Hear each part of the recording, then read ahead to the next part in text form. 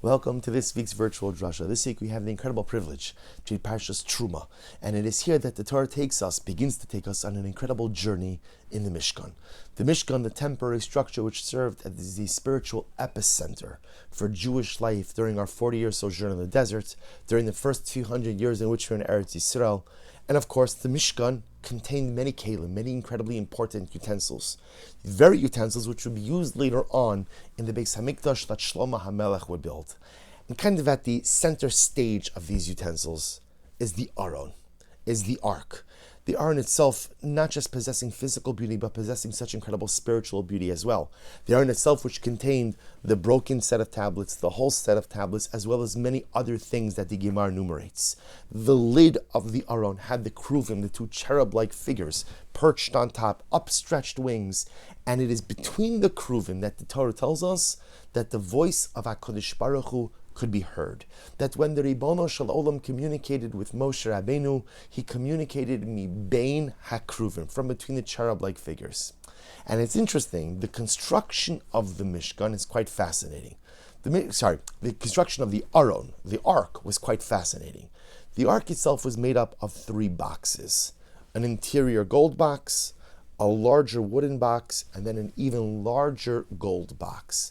So therefore, again, the Torah tells us, this is in Parak Chav Hei Pasuk Yud Aleph, chapter 25, verse 11. V'tzipisa oso zahav tahar mimabayis umichutz tetzapenu v'asis alav zer zav saviv. So therefore, again, when you looked at the Aron, the interior was gold and the exterior was gold. And it is now remember, the Aron was the utensil which housed the Torah, which housed the luchos, the tablets, broken tablets, whole tablets. Later on, there was a shelf that would also have a Sefer Torah on it. And the Gemara Maseches Yuma Daf Ayin Beis, page 72a, learns an incredible lesson. The Ark, which represents Torah, the Gemara also understands represents the qualities necessary in a Talmid Chacham, in a Torah scholar. Amar Rava said, Kol Talmid Chacham shein tocho kibaro eno Talmid Chacham. Any Talmid Chacham, any Torah scholar, who's literally, again, his outside, his exterior, is not like his interior, is not a Talmid Chacham. Meaning, what Rav is saying, to be a true Talmid Chacham does not just simply mean to be a repository for knowledge. To be a true Talmid Chacham means that a person is genuine. And how do you define the midah of being genuine? That my outside is like my inside. Tocho kibaro. What Rav is highlighting is that often it's easy to project an image of piety, but sometimes that's all it is. It's just an image. It's just exterior. What makes the Talmid Chacham so beautiful, so holy, so pure, is that the external piety is matched by a true internal piety. And Rav explains this is what HaKadosh Baruch Hu was trying to model for us in the nature of the construction of the Aron. The Aron wasn't simply gold on the outside and wood on the inside. The Aron was gold, beautiful on the outside, and gold on the inside as well. Tocho kibaro. The interior is like the exterior, genuine through and through. So to the Talmid Chacham has to be genuine. Tocho kibaro. His inside to match his outside. The Rebbe of Sadigura has a beautiful insight into this, and he quotes the Gemara Maseches Berachos, and it's a story that we're all familiar with. It's a story where the rabbis made a decision that Rabbi Gamliel could no longer go ahead and continue in his position as Nasi, as the leader of the Jewish people. There's a whole backstory to it which is not important right now. And so remember, again, the Gemara discusses they went through a whole search process. At the end of the search process, who did they choose? None other than Rabbi Elazar ben Azariah. We know this story because remember in the Haggadah we quote Rabbi Elazar ben Azariah says, Harei I've been shivim shana, I'm like 70 years old. That story occurs on the heels of Rabbi Elazar ben Azariah's appointment as Nasi, as the head of the Jewish people. In fact, the Gemara tells us he was in reality only 18 years old. But again, a miracle occurred. The Gemara said he aged overnight and he appeared like he was 70. So Rabbi Elazar ben Azariah is appointed as the new leader of the Jewish people. It's always interesting to see when someone is installed in a position of leadership, like what is their first act? What's the first thing they're going to do? Because often the first thing a person does as a newly installed leader often sets the tone for the entire tenure of their leadership. And the Gemara says something amazing. One of the first things that Rabbi Elazar ben Azariah did Silkuhu l'shomer haPesach v'nitna lahem reshus l'talmidim likanis. Apparently, Rabbi Gamliel had positioned guards by the entranceway of the Beis Hamedrash, of the study hall. Rabbi Elazar ben Azariah removed the guards, and he said, anyone who wants to come in to study could come and study. Now, why would Rabbi Gamliel have stationed guards by the entrance of the Beis Hamedrash? The Gemara says, Rabbi Gamliel Omer, Machriz va'Omer, Kol Tamid she'ein tocho kibaro lo yikanis leBeis Hamedrash.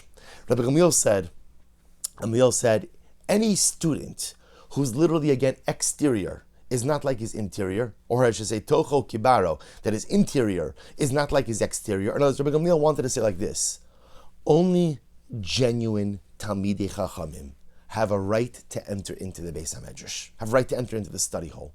If you're not tocho kibaro, if you're not genuine, if your insides don't match your outsides, in other words, if you're just portraying an external piety, but that external piety is not matched by an internal piety, Rabbi Gamliel said, we're not letting you in. So the first order of business Rabbi Elazar ben Azariah does is he removes the guards and he throws open the doors of the Beis Hamedrash. Anyone who wants to come in to learn has the ability to learn. And in fact, the Gemara says that day, they had to add so many more benches to the Beis Hamedrash because Baruch Hashem, there was a rush. There was like a sea of people who were yearning to come in. So it's a fascinating story, and it's a fascinating distinction between the models of Rabbi Elazar ben Azariah and Rabbi Gamliel, almost as if Rabbi Gamliel is trying a little bit more of a purist, almost like a little bit more of like an ivory tower, versus Rabbi Elazar ben Azariah, who was more just get the masses in. Again, Rabbi Gamliel had his reasons, and in fact, again, his reasons had much merit associated with them. But the Rabbi Sadi Gura focuses on a detail in the story. He says, I don't understand. Rabbi Gamliel put a guard by the entranceway of the Beis Hamedrash. So first of all, before we even get to the question, so remember, where does Rabbi Gamliel's hashkafa come from? Of appointing a guard, only people who are tocho kibar, comes from the Aron. Just like the ark in this week's parsha, the outside was gold, the inside was gold. It was genuine, it was pure through and through. So it's Rabbi Gamliel felt like the Aron, who gains entry into a Beis Hamedrash. Ultimately, again, only those who are gold on the inside and the outside. Good. Ask Rav Sadi Gura. I don't understand. So he puts a guard there. Okay, what's the goal? The goal is to keep out genuine people. How is the guard going to know? So a guy shows up at the door of the Beis Hamedrash, right? And what is the guard looking for when he says tocho kibaro? In other words, how do you test that? How can you see that? How was this guard at the door able to measure who was genuine and who wasn't genuine?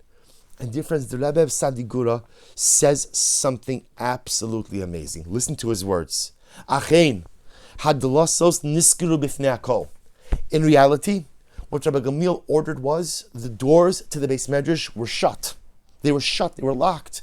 And the guard in front of the door barred everyone from entry. No one was allowed to come in. And says the Rebbe of Sadi Gura, so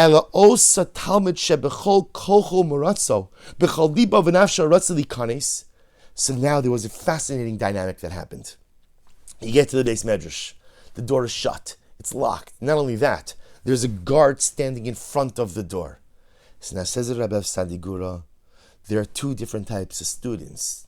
There are some people that say, oh, I tried. I'm going to do it. I came to the Beis Hamedrash. I came to learn. I was prepared to grow spiritually and self-actualize, but what am I going to do? The door is closed, the door is shut, and there's a guard standing in front of it. Okay, asisi es chalki, I did my part, shalom ha'Yisrael, I'm going home. And then there was a second kind of student. And the second kind of student says, okay, the front door is locked. I'm going to find a back way in. The front door is locked. I'm going to find a different way to finish. I'm not getting locked out. I'm not going to stand on the other side. I'm not living my life on the other side of the door of personalistic accomplishment. I'm going to find my way in some way, somehow. There's got to be a back door. There's got to be a window that was left ajar. There's got to be some way in. And so they would walk around the perimeter of the building over and over and over until they found some way in. Says the Rebbe of Sadi Gura. That's how Rabbi Gamliel was able to see who was Tocho Kibaro. Who is the genuine person? The genuine person is the person when he wants something does not allow locked doors to stand in his way. He finds a way through. He finds a way around. I need it. I must have it. I must accomplish, and nothing could stand in my way. That, says the Rebbe of Sadigura, that said Rabbi Gamliel. See, what was Rabbi Gamliel really trying to do? Rabbi Gamliel was trying to really distinguish between the people who say they want accomplishment, but it's really just lip service, versus the people who really want accomplishment. And how can you tell the difference between the two? When it's just lip service, the moment there's a locked door, you just simply turn yourself around. The people who really want it with all of their heart and soul, they're going to find a way in. And the Rebbe of Sadigur is teaching us such an incredibly profound lesson. Because whether his approach was correct or incorrect, Rabbi Gamliel's approach was correct or incorrect for the masses in the Beis Medrash, the lesson is a profound one and is an eternal truth. Just like the Aron, just like the Ark, we each have to strive to be Toho Kibaro. Not just gold on the outside, not just to project an image of piety, but to be truly pious on the inside as well. And how does that occur? How does that happen? How do you become a genuine person? The truth is the genuinity, I know it's not a word, but it sounds good. The genuinity of a person, you know when the genuine kite, do you know when it's really tested? When you encounter obstacles and roadblocks in life. What happens when you want to accomplish something and suddenly there's a locked door? What happens when you want to accomplish something and suddenly there's an obstacle? What happens when you want to accomplish something and suddenly it just gets ridiculously difficult? Do I give up? Do I turn around? Do I say, oh no, I tried, A for effort, right? And then go home, put my head on the pillow, okay, I tried. Or do I say, no, I'm not giving up. I have to accomplish. There are things I have to do. And no matter how many locked doors I may run into, I'm going to find a way in. I'm going to find a way around. You see, at the end of the day, what it means to be an Aron Jew, what it means to be a Toho Kibaro Jew, is that if I believe that something has to be accomplished, something has to be done, I will not let locked doors stand in my way. I will find a way through. I will find a way forward. That's what it means to be an Aron Jew, to be a Toho Kibaro Jew, to be a Rabbi Gamliel Jew. I'm not giving up. So often in life we start things, and whatever the things may be, we start working on our life relationships. A person starts working on a marriage, relationships with children, relationships with friends, relationships with HaKadosh Baruch Hu. I start working on myself as a person. I want to enhance my learning. I want to enhance my midos. I want to enhance my tefillah. And I'm gung-ho, I'm ready. And then what happens? It gets difficult. There's a challenge. There's an obstacle. There's a hurdle. There's a roadblock. There's a locked door. And so often when we encounter these obstacles and locked doors in life, we just give up. We just walk away. We just turn on, we make ourselves feel better by saying, okay, I tried. I put in the effort, I tried, but what could I do? The door was locked. And the Torah Kedosha is teaching us in Parshas Terumah, you have to be an Aron. You got to be gold on the inside, gold on the outside. It's not just enough to say I tried. It's not just enough to project external piety. You got to be all in. And being all in means even when the door is locked, you find your way around. You find your way into the building. You find your way to accomplish. Maybe Zochem Meretz Hashem, to not just be gold on the outside, but to be gold on the inside as well. When we set out to do something, maybe Zocha to never let any locked door stand in our way. Wishing everyone a good night of Shabbos and a beautiful Shabbos Kodesh.